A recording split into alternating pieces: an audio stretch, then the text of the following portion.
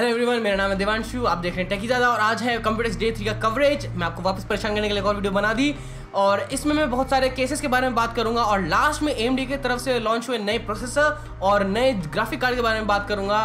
तो चलते हैं वीडियो में राइट आफ्टर दिस इंट्रो।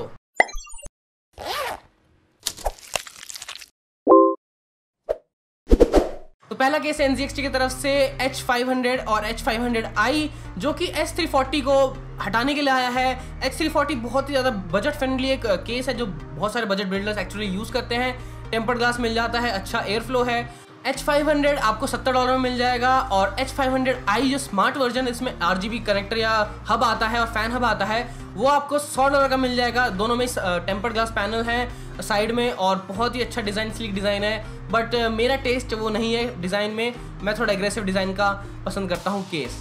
तो फैंटेसी की तरफ से नई सीरीज़ आई है नियो सीरीज़, बट उन्होंने कुछ ज़्यादा इनोवेटिव नहीं किया। बस साइड पैनल पे जो होता है उसको रेडिएटर सपोर्ट दे दिया और ज़्यादा उन्होंने कुछ भी नहीं किया है। मेरे हिसाब से तो बस दिखने में अच्छे हैं, टेम्पर्ड ग्लास पैनल दे दिया साइड में, बट इनोवेटिव कुछ भी नहीं किया। तो नेक्स्ट है कूलर मास्टर। कूलर मास्टर ने C700M दिखाया है।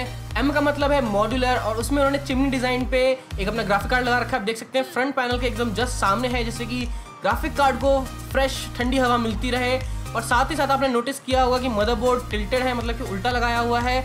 ये रोटेटेबल मदरबोर्ड ट्रे लगाई है इन्होंने, जिससे कि जो ग्राफिक कार्ड का जो पोर्ट है वो सामने की तरफ आ जाए और ग्राफिक कार्ड को चिमनी डिज़ाइन पे लगा सकें। वो हिंज पे लगा रखा है जिससे कि वो रोटेट हो सकता है किसी भी डायरेक्शन में 90 डिग्री के आसपास। तो बहुत ही अच्छा डिज़ाइन निकाला है ये। साथ ही साथ एयर फ्लो बहुत ही अच्छा निकाला है और फ्रंट में आप देख सकते हैं डिटैचेबल है। साथ में डिटैचेबल फ्रंट जो है वो एड्रेसेबल RGB के साथ आता है ये। तो नेक्स्ट केस है कूलर मास्टर की तरफ से मास्टर केस SL600M।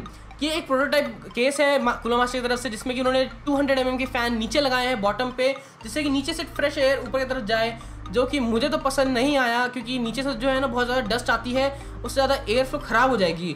और आपको अगर नीचे से एयर फ्लो चाहिए तो उसकी हाइट भी और उठानी पड़ेगी नीचे से, जो कि बहुत ही गंदा लगता है। बट उन्होंने एक ऊपर जो डिज़ाइन दिया है ना एयर फ्लो का, बहुत अच्छा है। बट उनको पीछे से थोड़ा सा उठा देना चाहिए था, जिससे कि जो 90 डिग्री का जो एयर हिट होती है ना ऊपर, वो रुके ना वहाँ पे और सीधा यहाँ पीछे से निकल जाए।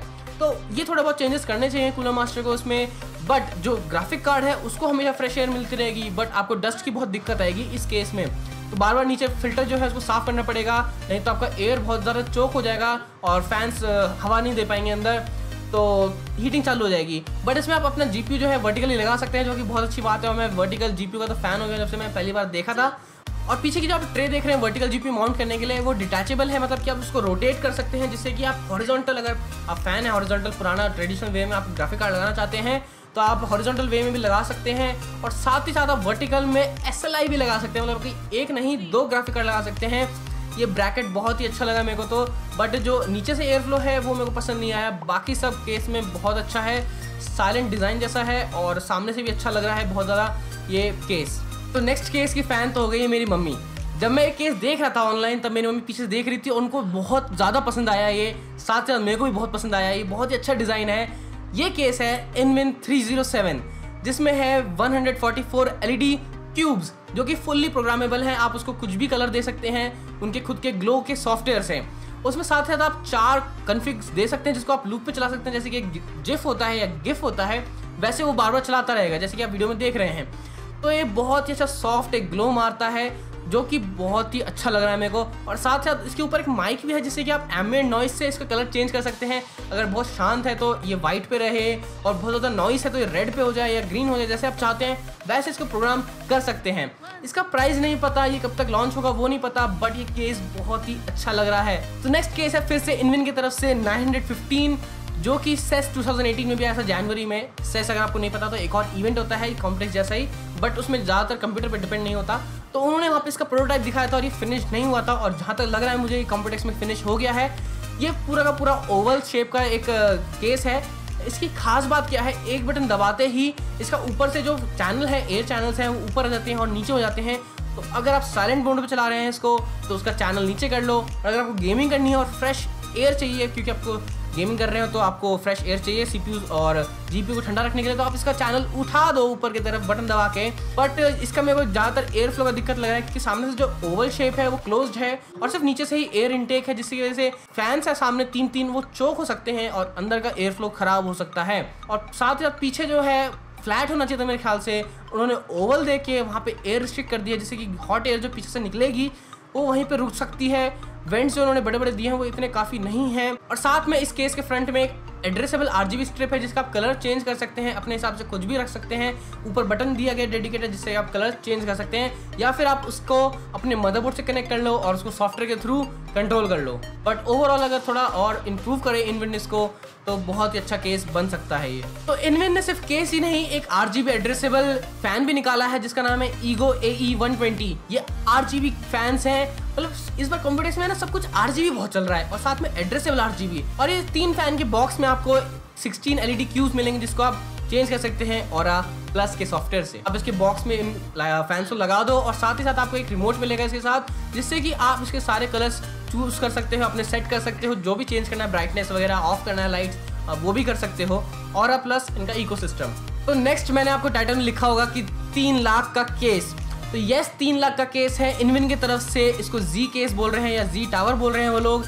ये 3 लाख या फिर $5,000 US के इक्वल है और ये पूरा का पूरा एल्यूमिनियम से बना है, ओपन केस डिज़ाइन। ये ज़्यादा से ज़्यादा एक सिर्फ शोकेस के लिए है, ज़्यादातर लोग इसको लेंगे नहीं क्योंकि 40 किलो का केस है।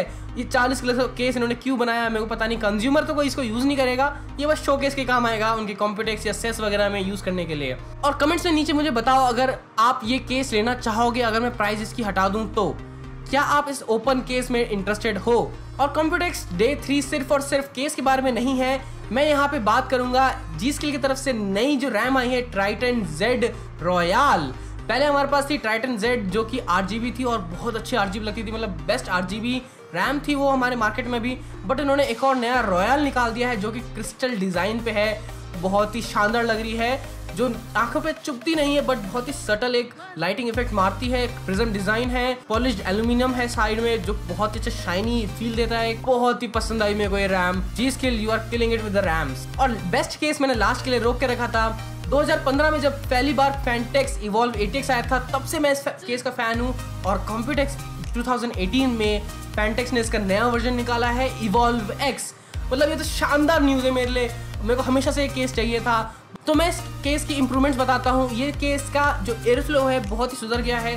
पहले इवॉल्व ATX में जो फ्रंट इनटेक था ना एयर का, उसमें दिक्कत थी, पर अब उसको इम्प्रूव किया है और ज़्यादा से ज़्यादा एयर आती है फ्रंट से। और साथ में फ्रंट के जो पैनल है उसके पीछे कुछ LEDs लगाई हैं जिससे कि बहुत ही अच्छा ग्लो आता है फ्रंट से।